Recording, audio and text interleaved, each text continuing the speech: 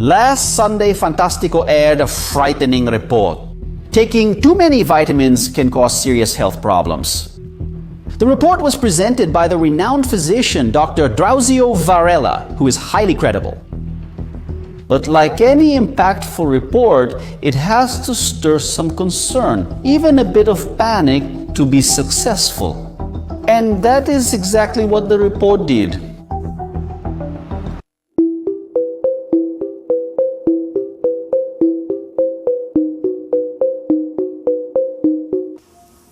In this video, I'll show what the report gets right, highlight the important warnings, and point out where it creates completely unfounded panic. This is specifically about the use of vitamins and supplements.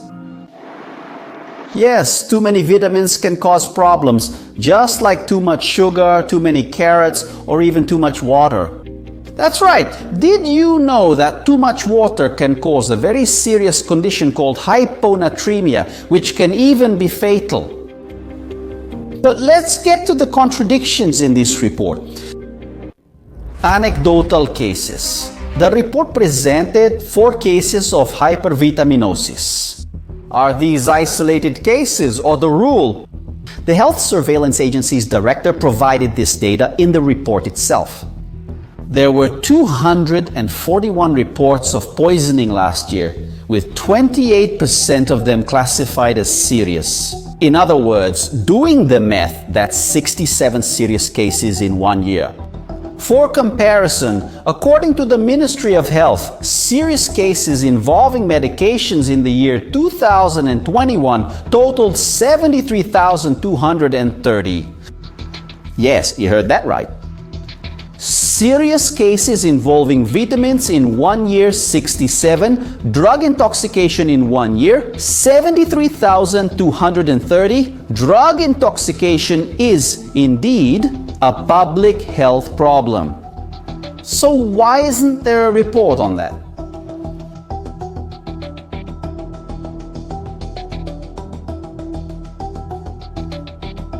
Injectable vitamins. 3 of the 4 cases in the report involved injectable vitamins. In those cases, the harm resulted from professional errors. Of course, there are bad doctors, just as there are bad accountants and bad lawyers. And those cases were due to dosing errors. Yet throughout, the report shows images of vitamin capsules, leading viewers to think they are dangerous too. And since 75% of Brazilians use some kind of vitamin or supplement, panic works. Dr. Drauzio Varela himself says in the report that the safest way is oral. I agree with him. The injectable method should be reserved for specific situations like absorption issues or severe deficiencies. Brazilian law only allows low doses, sometimes too low, for oral supplements and vitamins. For comparison, the recommended daily dose of magnesium is 350 milligrams of elemental magnesium. That equals 2 pills. The toxic dose is 5,000 milligrams, 28 pills. I honestly don't think you could even swallow that. Vitamin D. It was the most criticized in the report. In fact, having more than 100 nanograms per deciliter can increase calcification.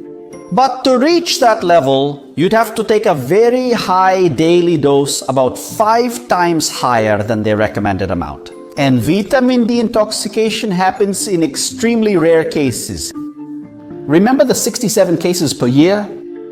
But what about deficiency? More than half of the Brazilian population has a vitamin D deficiency. That's over 100 million people. That's not my opinion. That's according to the Oswaldo Cruz Foundation. 100 million people with low immunity, lack of energy, cognitive issues, weak bones, and a higher risk of developing high blood pressure. By the way, that's Brazil's deadliest disease.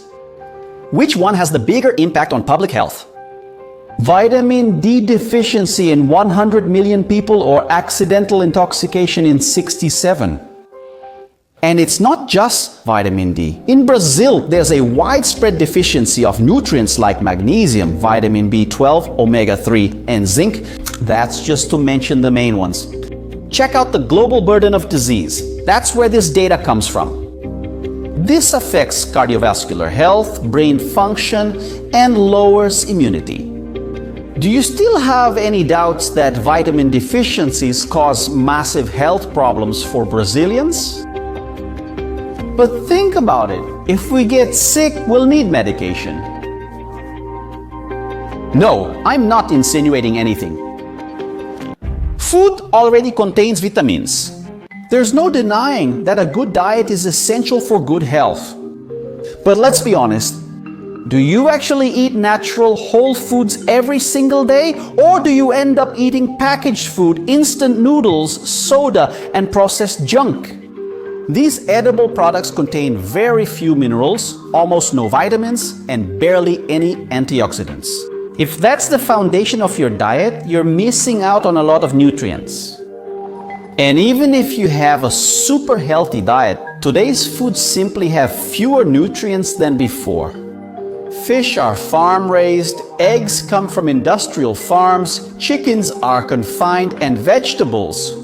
According to research from the University of Texas, there's been a decrease of up to 38% in vegetable nutrient levels over the past 50 years. And then you have people with absorption problems, the elderly, those without a gallbladder, and bariatric patients. In short, the report created panic based on 4 random cases. It didn't offer safety tips, didn't present clear numbers, didn't show official records, and didn't provide scientific evidence. In short, it was a huge piece of misinformation, a disservice to Brazilians.